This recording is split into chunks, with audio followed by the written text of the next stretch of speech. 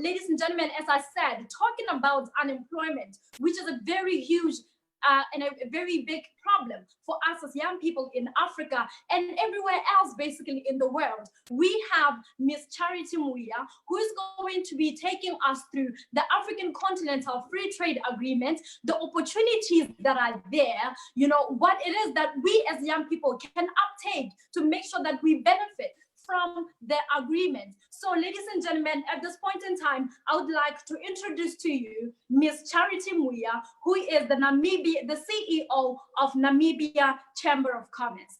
Miss Charity, we welcome you. Greetings to everyone. Sawubona, bon dia, mulibwanji, all the African youth that are on this platform. I'm so delighted to actually be given this opportunity by my good Professor Lumumba, who actually is my big brother and a good friend. And I'm also delighted to actually share this platform that many of you youths will also be hearing from one of my role models and admirer, Ambassador Arikana. It's such an excited and blessed day.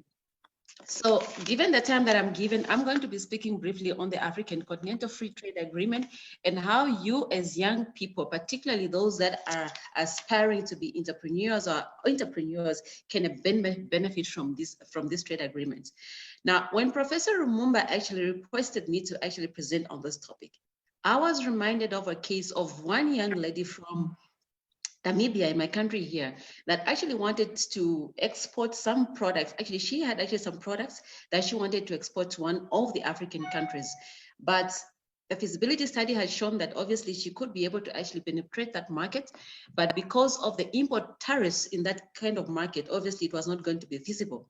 The next example was also of a young lady in Botswana. She also had a very, very brilliant business that's going on there. She produces honey and byproducts of honey, such as beeswax and cosmetics. And she was informed from the feasibility study that she could actually get a very good market in West and Eastern Africa. But that was not feasible as well because of the high import tariffs that were actually in those countries. So many of you would actually relate to those kinds of challenges, that doing trade within Africa is not that easy, it's costly. And I think the free trade agreement is exactly what it's trying to address. What is it in this trade agreement for young people? This agreement actually is to create a single market for African economies, meaning that the movement of goods and people and labor could actually be more easily facilitated. I was actually looking at the time of COVID 2019, what was actually happening now, where many countries actually called for a state of emergency. And when many countries called for a state of emergency, there were a lot of regulations that had to be put in place to ensure that, you know, the state takes control during that time. And what was actually very saddening was I'm blessed that I have a lot of network throughout the globe on the continent. And the first thing I was asking many of my friends around the continent was, when your country has actually gone in a state of emergency, do you have any street kids there? They said no. Many governments were able to actually immediately, you know, find resolve to ensure that the street kids were actually put elsewhere. And I looked at all this period, what was happening in all these economies during the lockdown. First of all, we could actually prove that indeed, as Africans, as the world, we can actually live in peace. That was one underlying fact. Secondly, it also proved to us that obviously it is very difficult, even as much as you're in isolation, that you cannot live without each other. So I was able to see so many of the governments that were trying to immediately put in place emergency regulations that would actually allow for the free facilitation of goods and services, especially essential goods during that time. Now, if we were able to do that during this natural disaster, during this time of COVID, what is actually stopping us as Africans to be able to actually employ those kinds of measures during a time that Africa needs that? I was actually, 2 days ago, we hosted a business meeting here in Namibia, and one of my good friend entrepreneurs was trying to actually define what does it mean to actually have a state of emergency, and briefly defines, it's a situation of natural danger or disaster in which a government suspends normal constitutional procedures in order to gain control. Now, looking at Africa, does Africa really have control at the moment? we have high levels of poverty in Africa. The African child wakes up every day to hopelessness. The African youth wakes up every day to hopelessness. But maybe it's about time that we should not just have state of emergencies in individual countries. Maybe it's about time that the African leaders, when they meet at the African Union, should actually be speaking about a state of continental emergency in Africa, because that is very critical. When we can do that, we will be able to actually make sure that we put in places to actually implement this African Continental Free Trade Agreement. For example, right now, you will find that there are many economies that are blessed, with fertile, land, and they're doing well with agricultural produce. Trade within Africa is actually very low at the moment. You'll find that many African states, it's very evident, they trade more with other continental, with other economies in Europe or in America, because it's very convenient. It's easy for you to be able to transport a product from Africa to those other Western worlds conveniently. But just to trade within Africa, it is so cumbersome. If you want to actually transport your tomatoes from West Africa down to Southern Africa, by the time they get to their markets, those tomatoes will actually be, almost fertilizer. So what we are saying in this agreement, that many economies will have to actually do a lot of structural adjustments, infrastructure development, improvement of skills within the continent, so that we are able to trade with each other freely. Now, I was asking quite a number of youth, not just in my country, but in other countries where I said, have you ever heard about the African Continental Free Agreement? And if I have to pose this question, even among the youth that are participating on this platform today, how many of you have even seen that agreement? Some of you that are aspiring to be actually entrepreneurs, how many of you have actually read and seen what that agreement entails? And that's exactly the mindset that I want the youth of today to actually be able to actually align yourselves to. That when governments are making rules, or they're making actually ascending to any of these instruments that have actually an impact on your future as an African youth, what is your role in there? Because that agreement, it provides, of course, to make sure that the youth of this continent can actually take up their space, become very innovative, allow for competition of this kind of actually activities that you're doing in order to develop Africa. Now, I have seen that there are a lot of some challenges within this with this agreement. In many economies, I don't think many of the youth actually have the information about it. So it's about time that many African governments, you as young entrepreneurs, implore on your governments that they give you as much information. When they go to these meetings and speak about this agreement, how many of them can come back to their economies and gather their youth and even actually prepare them how well they can actually be able to participate and benefit from this agreement. The second thing that many of our African youth, of course, that actually they actually are challenged with is the issue of access to finance. Obviously, for this agreement to actually be implemented and for the youth to benefit from it, many governments have to make sure that they put policies and instruments in place that will make entrepreneurship easy for many of our youth to have access to finance, to be supported, to be mentored, and be able to actually make inroads in these markets. The other thing that Africa is actually challenged with is the issue of education. If you look at the levels of literacy rates in many African countries, not just education, but also training. Many youth are aspiring to go into being entrepreneurs, but how well trained and how mentored are they? So I am very excited that the PLO Mwiya Foundation has that pact within its programs to really mentor many of these African youth. And I encourage many of you that whenever these programs are there, please make sure that you participate, because there is no way you can be able to actually access or be able to make it in the entrepreneurship world or in the world of business if you're not properly mentored, you're not well prepared. There's a lot of innovation around the globe. And what has COVID actually taught us? It has taught us that as Africans, this is about the time that we need to make sure that we really enhance the trade among ourselves. The issue of tariffs in many African states is really hampering trade. And that's exactly what this African Trade Agreement is trying to address. The issue of ensuring that governments can actually put in policies that will promote industrialization in most of our states. This is exactly what the agreement is trying to actually address. But I'm actually cautious of making sure that I also implore on the young people, what responsibilities do you need to actually undertake to ensure that this agreement also benefits you?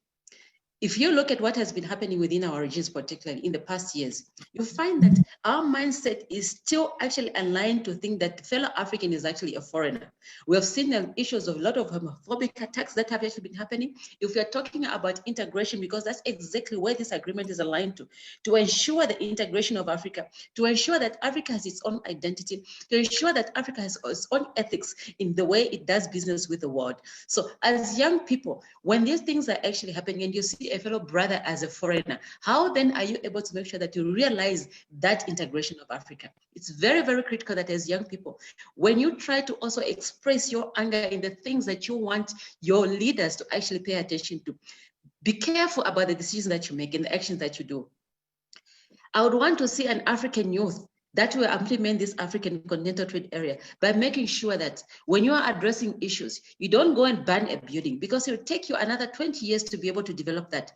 But instead, I would want to see an African youth that can be able to probably round up these leaders and says, today, we are going to make sure that we spend the night with you in the slums, in the court, so that you feel how this court is. And when they go back to parliament, they're able to make those decisions. So it's very critical that you as an African youth, instead of look at ways that you can make sure that you call your governments to order.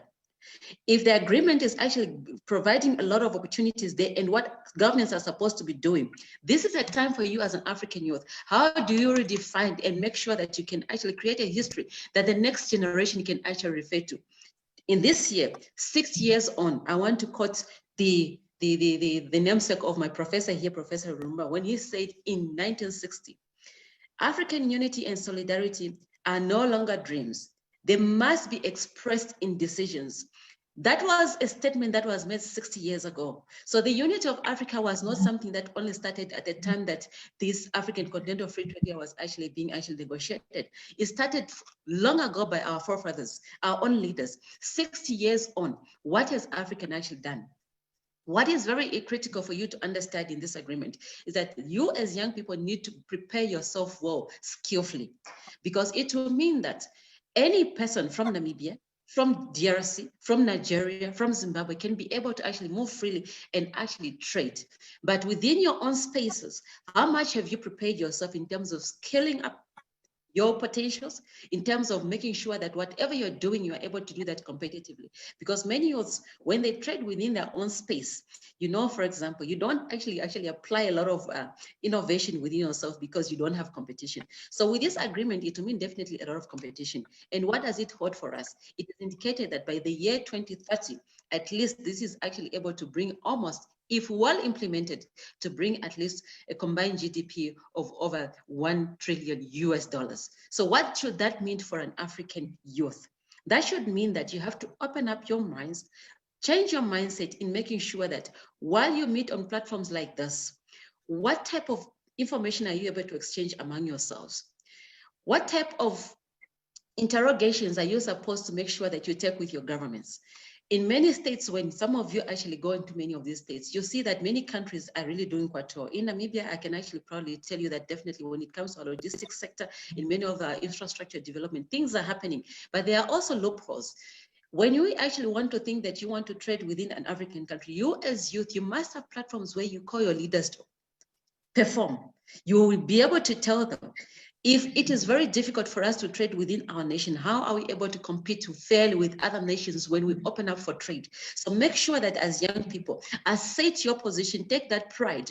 In many economies, when you go and trade, whether it's in China, whether it's in USA, they have got ethics of doing business with those economies. Can we actually be able to see an Africa where we have ways of doing business with Africa? That's exactly what this Continental Free Trade Agreement will try to address. When we will have a Continental Customs Union where all African states can be able to benefit from and make sure that they develop their economies, you, the youth, are the ones that must put your voice in there. You must make sure that you prepare yourself skillfully, you prepare yourself actually innovatively, and be able to interact with each other and not see each other as a brother and see each other as a foreigner, and see each other as a foreigner because somebody came from Zimbabwe and comes to Namibia and you see the person as a foreigner. And we have to remind ourselves, by the way, that the African continent, all these borders were actually colonial borders that were created by us. And it's about time that you, the youth of this current generation, 20, 50 years from now, what history can actually be referred back to you when actually your own generation has to speak about what you have actually done for your continent? So I believe that this trade agreement, if well implemented, again, I want to reemphasize that if well implemented, and that well implementation will only happen if we as a youth of this generation can take up our space and let's take our leaders to actually to action. During this COVID time, I would believe that many of the youth that are actually on this platform should be able to question their governments, particularly those that have not yet ratified that agreement. This is the time that you actually have supposed to actually be questioning them that, look, we have seen how it has actually done when COVID came. Borders were closed. Some of the countries that actually had not so much of the products and services, the infrastructure that they required, they needed to import them. And because structural issues that we have within our borders among our African continents, it was actually very difficult. It's been very difficult to get these essentials on time. So it's very important that we as African youth, when we actually engage our leaders, these are some of the things that we need to interrogate. Take a tick box as African youth where you have to tell your leaders that we said this agreement is supposed to be implemented already in July this year. Now, COVID came, is a step backwards. What are you doing as a youth in terms of making sure that your leaders are actually fast tracking the implementation of this agreement? Not just that, how are they actually implementing structures within your respective economies to ensure that they will be able to make this agreement actually a reality?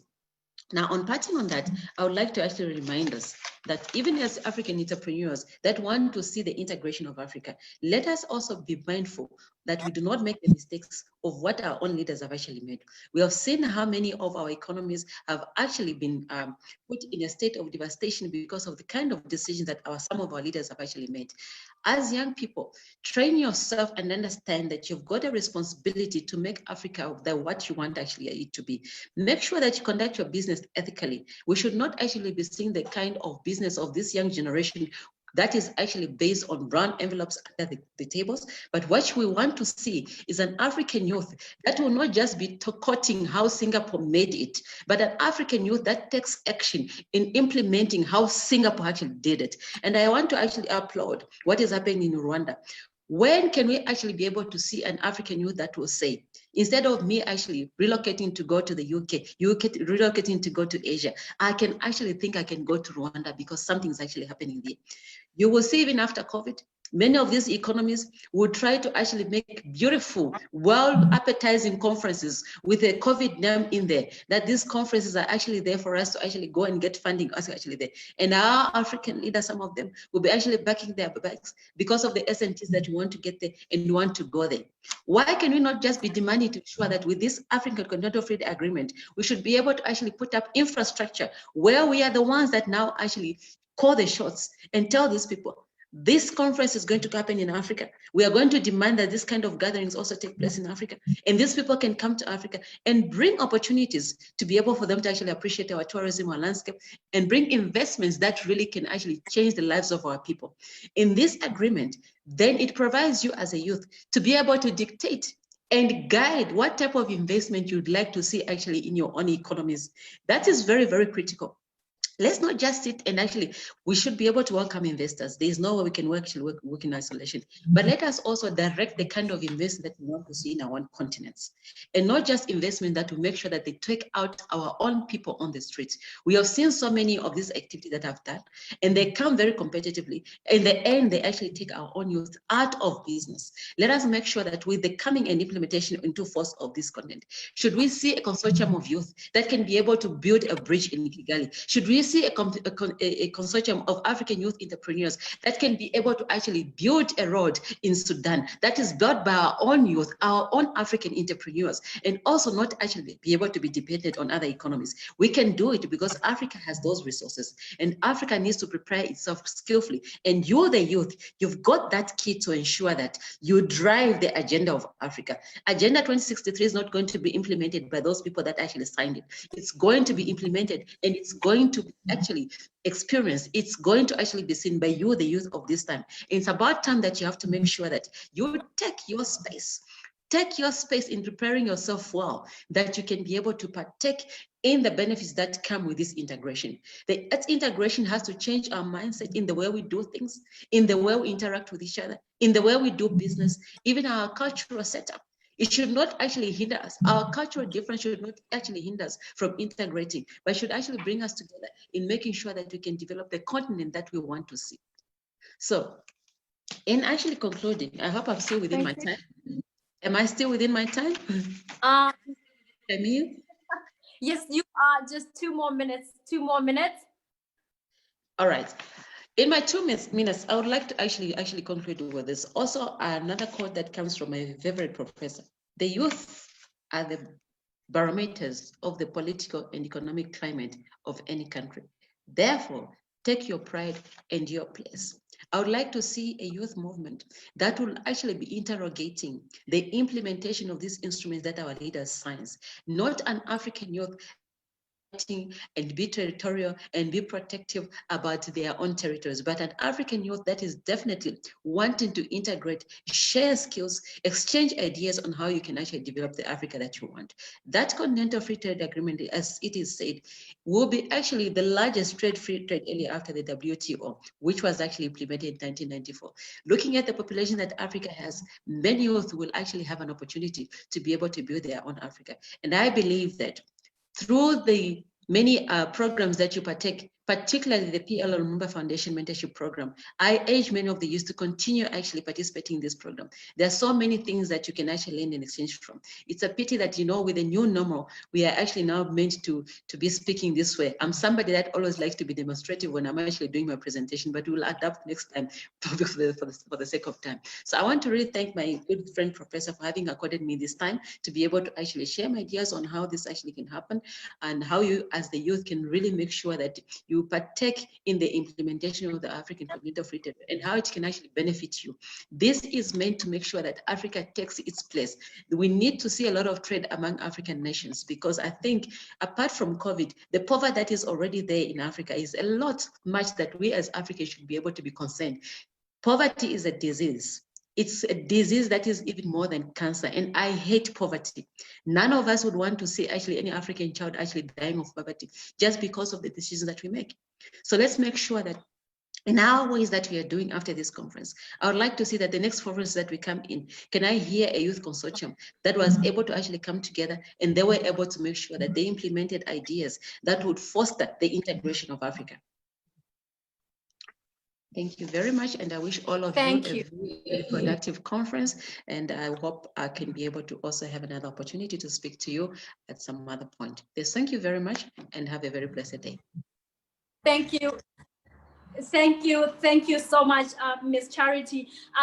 Fellow youth, I don't know if you are as excited as I am. She spoke about the opportunities for us as young people that lie there in the African Continental Free Trade Agreement, our opportunities to scale production, our opportunities to have access to African market beyond our national borders. But most importantly, I'm very sure that most of you are are looking forward to having a conversation on the issue of taxation that we know that is a huge problem for us as entrepreneurs, particularly SMMEs in our different countries. She also mentioned the issue of financing, that access to finance is very critical to entrepreneurship development and success. Very, very important for us now, to also now start questioning our member states on where we are in terms of the African Free Trade Agreement. I understand that today, this year, the AFCFTA is on the 3rd round of negotiations. That means that they are negotiating on the trade in services, which I know that most of the young people are actually trading in services. But do you know this? So this is the problem. Our member states are still treating information as a privilege, not as a right that should be free for all. As young people, we are not in a position to demand accountability because these things are hidden from us. But now that we know, let us go out there, research, and make sure that we come up with evidence-based solutions that can position us in terms of taking advantage of frameworks such as the AFCFTA and many more, but most importantly for us also to stand to be in a position to demand accountability from our member states. If this we do not do, if we do not conduct research, if we do not go out there to look for information for ourselves that will benefit us, then I think that we will just continue, being in the shadows and taking from crumbs, which is not supposed to be the case. So, ladies and gentlemen, we heard that we as young people, we should be custodians of our own development. And this starts by us imploring and putting in place our creativity and innovation to come up with, solutions that will benefit not only ourselves, but that will also benefit our communities from where we come from. Let us make sure that the other young people out there and our colleagues are taken away from the forge of poverty. Let us make sure that we as young people, we come up with solutions that will help everybody else out there. So be reminded to go on and ask those questions. Miss Charity? Miss Charity? Hello. Okay, can you hear me? Thank you. Thank you so much. Yes, so I think that in answering the question of on taxes, whether they will be eliminated, across African countries in the free trade agreement, I think we already know what the answer is. But I would also like for you to touch on I'd also like for you to touch on, trading freely when we continue to close our borders. This question was asked by Ozure Imoro. He's saying that how can we trade freely when we continue to close our borders, when we don't have a common currency and a central bank? So I think they are closely related, those two questions from John Ochieng and Azure Imoro. Thank you very much. Thank you for that brilliant question, John. I think first, what we need to understand is what is really the objective of this African Continental Free Trade Agreement.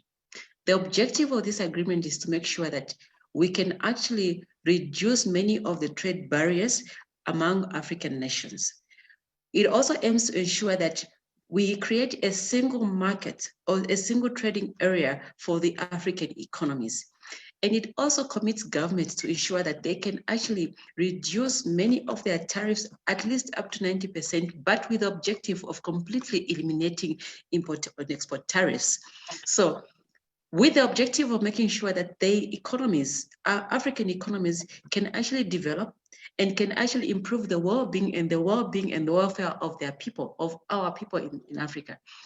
So in short, to actually answer your question, that obviously it also aims to ensure that there is a common customs area that is actually created among African states, ensuring that in that pool of that customs area, obviously many economies can be able to actually benefit from the trade-offs among these African states. I just want to pick up on your question, the last part of your question, Ashmiel. I didn't actually get it. The last question was on I think you actually partly touched on that. The gentleman was asking that how are we going to be trading in terms when we don't have a single currency and a common central bank? Okay, yeah. I think if you see the developments that are actually happening at many of these regional engagements among African states, one of them is to ensure that Africa, apart from having a common customs area, that African states can actually move towards a single currency. But in the meantime, I think the issue of ensuring that we open up our borders for trade is what is actually key among African states. Obviously, in opening up borders, there's a lot that actually needs to be done. There will be challenges along the way, because for it to actually happen, you must bear in mind that the underlying objective there is not only for integration, but to ensure that there is security and peace among African states. Obviously, we still see that in many African states, a number of Africans, not many, but in quite a number of African states, they still on. So how do you ensure the safety of people when they actually go into that? So the actually underlying and actually objectives to ensure that there is actually integration. That integration comes with unity and peace. So without those, obviously there would be actually challenges, because states would want to ensure that people that are coming to trade within their territory, they can actually come and do that freely and safely and not actually have their lives endangered. And I'm pretty sure, as I was actually alluding in my statement, that I think COVID has actually taught us a lot. During the time of COVID, many economies underwent a lockdown. And during that lockdown, we did not see no guns, we did not hear no guns. So it's actually possible for actually economies to live in peace. That's what it means. So what actually brings all that conflict? Conflict is brought about because of civil strife.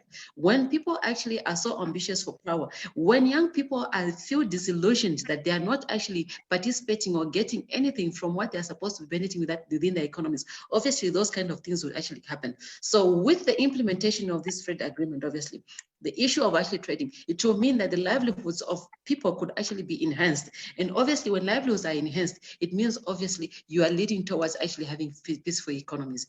So what African states have to actually be working on now is to ensure that they can actually improve their infrastructure to be able to actually to trade freely among those actually blocks. I think the underlying factor there is to ensure that we actually open up our borders and actually try to actually address all this issue of borders, that actually to open up a single market, meaning actually opening up.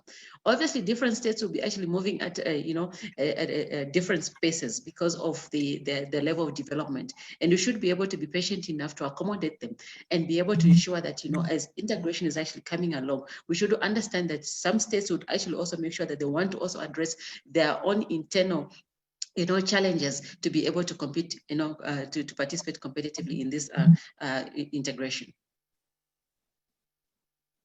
Absolutely, absolutely. Thank you so much. This is a very interesting topic, and we definitely want to come back to it, because in it there's so much loopholes that we still have to look into.